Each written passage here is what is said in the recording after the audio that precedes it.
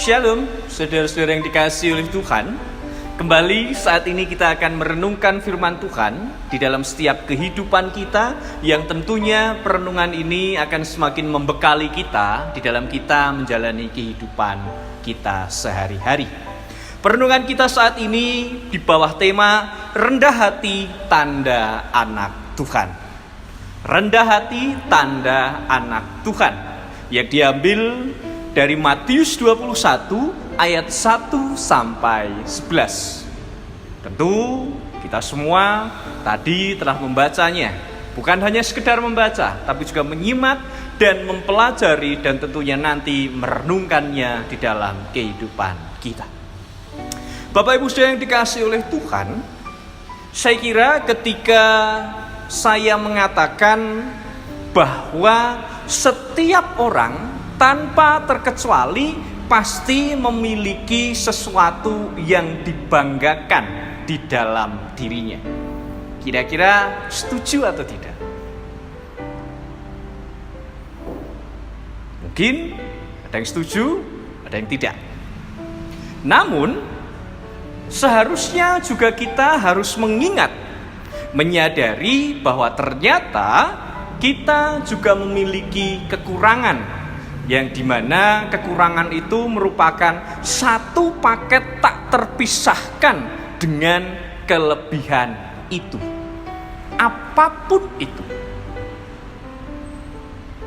Ada sebuah kisah nyata demikian.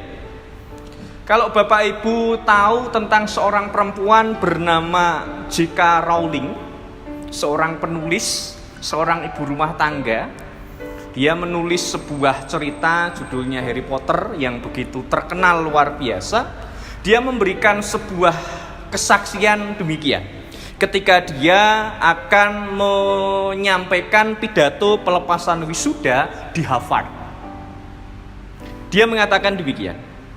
Pertama, saya ingin mengucapkan terima kasih. Bukan karena Harvard sudah memberi saya kehormatan luar biasa, tetapi terima kasih juga untuk minggu-minggu yang membuat saya ketakutan dan mual selama saya mempersiapkan pidato ini. Hal itu membuat berat badan saya turun, dan saya menyadari bahwa ini adalah sebuah situasi yang berbeda. Singkat sekali kesaksian dia. Tapi dari kesaksian J.K. Rowling tersebut kita dapat menangkap seseorang yang pekerjaannya itu menulis, membuat sebuah cerita, merangkai kata-kata. Ternyata ketika diberikan sebuah tugas untuk menulis sebuah pidato, bisa grogi juga. Tapi yang ingin saya apresiasi bukan karena dia hebat dalam menulis, tapi apresiasi yang patut kita berikan kepadanya adalah bagaimana dia mengakui kekurangannya. Kekurangan untuk apa? Kekurangan dalam hal menulis sebuah pidato. Padahal dia memiliki sebuah kelebihan untuk menulis sebuah cerita. Begitu luar biasanya sikap ini. Sikap rendah hati, sikap yang tidak menyombongkan diri sendiri, sikap yang tentunya merasa dirinya masih harus selalu belajar. Dan saya kira kalau memang semua orang itu bisa demikian, bisa penuh dengan sikap yang rendah hati, kita sudah bukan di dunia lagi namanya, tapi di surga. Tapi apalah daya, kenyataan yang terjadi hanya kesombongan yang ada di dunia ini. Bahkan tanpa terkecuali, kita bahkan juga memiliki kesombongan-kesombongan di dalam diri kita. Saudara-saudara yang dikasihi oleh Tuhan, kita tahu Allah yang maha tinggi, yang dalam Mazmur 113 ayat 4-6 menuliskan demikian. Tuhan tinggi mengatasi segala bangsa, kemuliaannya mengatasi langit. Siapakah seperti Tuhan Allah kita, yang diam di tempat yang tinggi, yang merendahkan diri untuk melihat ke langit dan ke bumi? Dari penggalan Mazmur ini tentu kita menyadari bagaimana Allah yang Maha Kuasa ternyata bersedia hadir di tengah-tengah dunia yang hina dan rendah ini dalam rupa manusia. Tentu untuk menyelamatkan setiap umat manusia yang berdosa. Siapa? Kita. Bacaan kita hari ini mengisahkan tentang Tuhan Yesus yang dieluk-elukkan ketika ia akan memasuki Yerusalem. Dan ternyata kalau Bapak Ibu perhatikan di dalam Alkitab, ternyata kisah ini ditulis oleh semua Injil. Matius 21 ayat 1 sampai 11, Markus 11 ayat 1 sampai 11, Lukas 19 ayat 28 sampai 38, dan Yohanes 12 ayat 12 sampai 15. Yang jika kita perhatikan secara keseluruhan kisah ini, ternyata di dalamnya mengajarkan bahwa di balik kemahakuasaan Allah, di balik kemahakuasaannya, Yesus hadir di tengah-tengah dunia dalam kerendahan hati. Kita perlu tahu sejenak, di dalam tradisi gereja, kisah ini ya secara khusus kita renungkan dari Matius 21 ayat 1 sampai 11 diperingati sebagai Minggu Palmarum setelah Minggu Prapaskah kelima. Ada seorang yang mengatakan, namanya Matthew Henry, mengatakan bahwa peristiwa Tuhan Yesus dan murid-muridnya memasuki Yerusalem adalah kira-kira 4-5 hari sebelum Yesus menghadapi penderitaan pada peristiwa kematiannya di kayu salib. Peristiwa tersebut penting untuk dipahami sebagai sebuah penghayatan akan karya Tuhan Yesus Kristus menjelang penderitaan sampai kematiannya di kayu salib. Tentu demi menebus manusia yang berdosa, yang percaya kepadanya. Lalu sekarang Allah yang rendah hati yang bagaimana? Allah yang rendah hati yang bagaimana yang ingin disampaikan? Mari kita lihat. Apabila kita merenungkan secara mendalam rangkaian perjalanan Tuhan Yesus Kristus memasuki Yerusalem, dia menunggang seekor keledai muda yang dituliskan di dalam ayatnya yang ke-7. Dan ini merupakan hal yang menarik karena kita tahu bagaimana Tuhan Yesus hadir di dunia itu adalah untuk sebagai raja. Tapi ternyata Tuhan Yesus menghadirkan dirinya, menunjukkan dirinya bukan dengan kemewahan, bukan dengan menaiki kuda yang gagah perkasa, bukan dengan persenjataan dan pasukan yang lengkap, tapi menunggangi keledai. Di mana pada waktu itu penggunaan keledai sebagai hewan tunggangan ataupun pengangkut beban sudah lazim memang digunakan di Israel. Tapi hanya pada kalangan kelas bawah. Makanya hal ini ternyata menunjukkan bahwa Tuhan Yesus begitu sederhananya. Begitu sederhana, begitu dia itu tidak ingin memulai perang, tidak ingin beliau atau Tuhan Yesus itu menunjukkan kemewahannya, tidak ingin menunjukkan apapun, tapi dia hanya ingin menunjukkan kerendahan hati kepada setiap orang. Karena memang dari perjanjian lama pun sudah dinubuatkan bahwa Sang Juru Selamat itu akan datang dengan penuh kelemah lembutan dan mengendarai seekor keledai beban yang muda. Yang dinubuatkan oleh siapa? Zakaria. Dapat Bapak Ibu lihat dari kitab Nabi Zakaria pasal 9 ayat 9. Sangat kontras sekali ya Bapak Ibu. Kontras sekali dengan orang-orang yang memang ingin berperang, ingin kekuasaan. Tapi Tuhan Yesus tidak demikian. Tuhan Yesus datang dengan misi yang luar biasa. Dia meninggalkan kemuliaannya di surga dan datang ke dunia untuk satu misi. Apa? Membawa damai dan menyelamatkan setiap orang berdosa. Selain itu juga ada sebuah pemandangan lain yang menarik menurut saya. Apa? Yang dituliskan di dalam ayatnya yang ke-8, di mana ketika Tuhan Yesus itu akan memasuki Yerusalem, orang banyak menyambut Tuhan Yesus dengan apa? Dengan menghamparkan pakaiannya. Dan juga menghamparkan ranting-ranting hijau yang mereka ambil dari ladang. Ternyata tindakan ini bukan menjadi sebuah tindakan yang saat itu terjadi. Tapi memang rakyat atau orang banyak menyambut orang yang mereka anggap besar dengan perbuatan yang demikian. Jadi ini adalah sebuah wujud penghormatan orang-orang banyak pada waktu itu kepada Yesus. Bapak Ibu bisa bandingkan dari 2 Raja-Raja pasal 9 ayatnya yang ke-13. Jadi pada waktu itu orang-orang memang menyambut Tuhan dengan tindakan demikian. Itu adalah karena mereka menghormati Yesus datang sebagai seorang raja. Dan ternyata bukan hanya itu. Ada hal menarik berikutnya juga.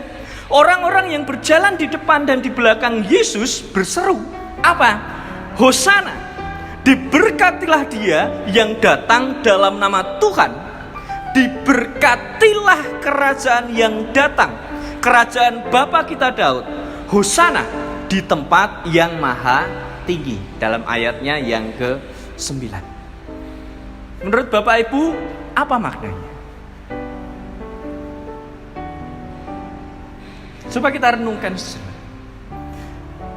Hosana yang disampaikan orang-orang banyak itu bisa kita manai itu adalah sebuah ekspresi orang banyak ketika mengikuti dia, ketika mengikuti Yesus. Dan ekspresi itu merupakan ekspresi yang sungguh-sungguh ingin mengatakan bahwa bahwa Yesus adalah sang juru selamat atau raja yang dinantikan. Jadi ini merupakan ekspresi hati, ekspresi kesungguhan orang banyak dalam menyambut Tuhan Yesus Kristus sebagai raja di atas segala raja. Jadi ekspresinya kita dasari dulu dengan ekspresi yang sungguh-sungguh.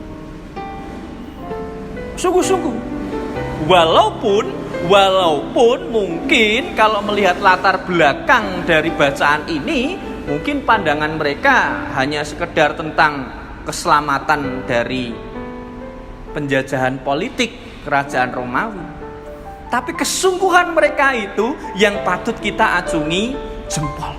Karena memang kalau melihat dari akar katanya, Hosana di dalam ayatnya yang ke-9, dari akar katanya dari bahasa Ibrani itu merupakan kata yang memiliki arti selamatkanlah kami, tolonglah kami. Selamatkanlah kami, tolonglah kami. Dari kata Ibrani Hosiana. Dan kemudian kata Hosiana itu berubah makna atau kemudian berubah menjadi Hosana yang pemahamannya atau artinya tidak lagi hanya selamatkanlah kami, tapi apa? Terpujilah dia. Jadi merupakan sebuah pujian bagi sang penolong itu sendiri. Jadi makna Hosana dalam hal ini bukan hanya sekedar permohonan, tapi kemudian sudah menjadi sebuah pujian bagi sosok yang memberi pertolongan. Siapa? Tuhan. Jadi ketika orang-orang pada waktu itu memang meneriakan Hosana, mereka memuji Tuhan. Memuji Tuhan dengan keyakinan, dengan dasar mereka akan ditolong. Mereka akan dikeluarkan dari belenggu. Bahkan yang lebih meyakinkan lagi, mereka akan dikeluarkan dari belenggu dosa yang lebih berbahaya dari penjajahan Romawi. Kenapa saya katakan mereka bersungguh-sungguh dan mereka mungkin seperti sudah terbiasa mengucapkan hosana. Karena memang ternyata kata hosana dalam tradisi Yahudi, dalam ibadah Yahudi itu digunakan di dalam ibadah-ibadah mereka di sinagoga. Jadi ketika kita bisa memahami, mereka mengatakan hosana, kata hosana, mereka teringat, oh ibadahku di sinagoga mengucapkan hosana. Karena apa? Memuji Tuhan, Tuhan yang akan menolong. Dan karena memang dilatar belakangi kerendahan hati, permohonan pertolongan dari Tuhan. Karena aku tidak bisa menolong diriku sendiri. Inilah yang saya kira perlu kita pelajari di dalam kehidupan kita sehari-hari. Bagaimana ekspresi orang-orang pada waktu itu dengan sungguh-sungguh menyadari dirinya membutuhkan pertolongan dari Tuhan. Jemaat yang dikasihi oleh Tuhan, saudara-saudara yang dikasihi oleh Tuhan, kita belajar melalui Tuhan Yesus dan orang-orang dalam bacaan kita hari ini. Mereka adalah orang-orang yang membutuhkan pertolongan dari Tuhan.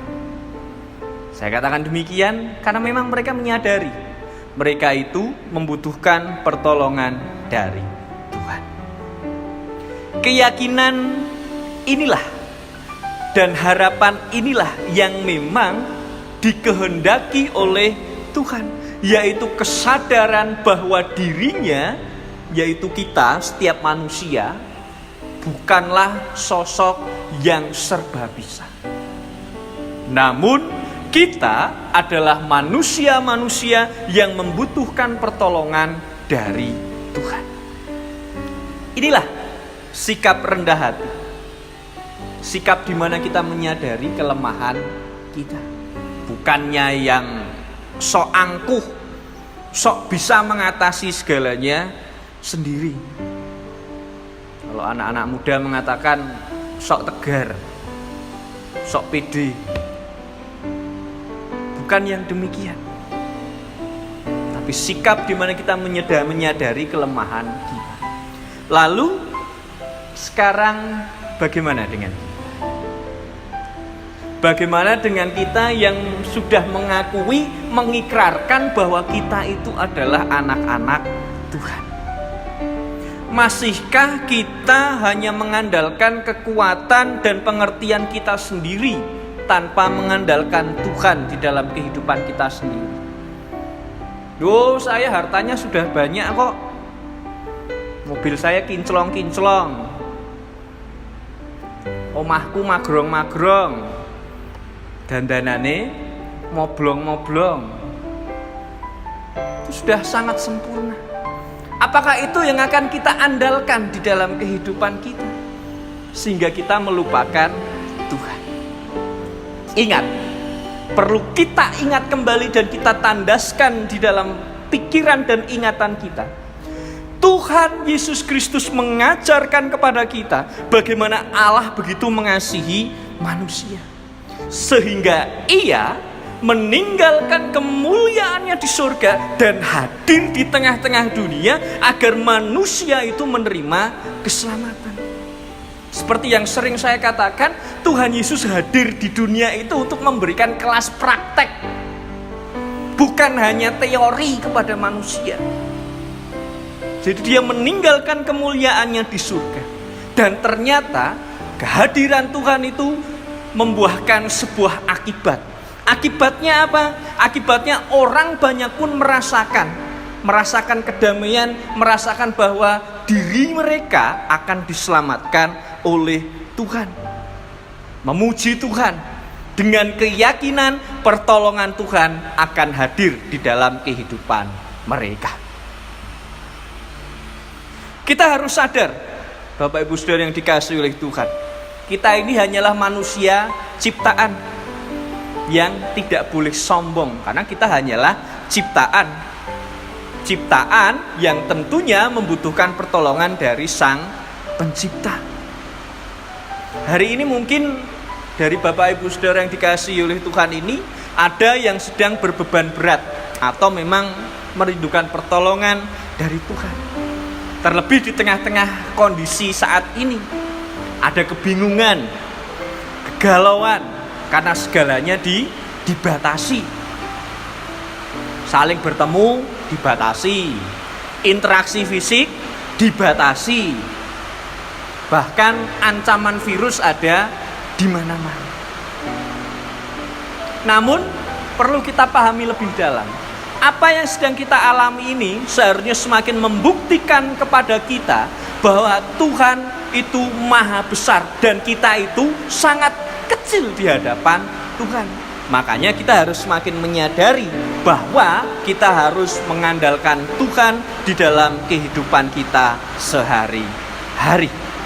Yeremia pasal 17 ayat 7 mengatakan, diberkatilah orang yang mengandalkan Tuhan dan menaruh harapan pada Tuhan.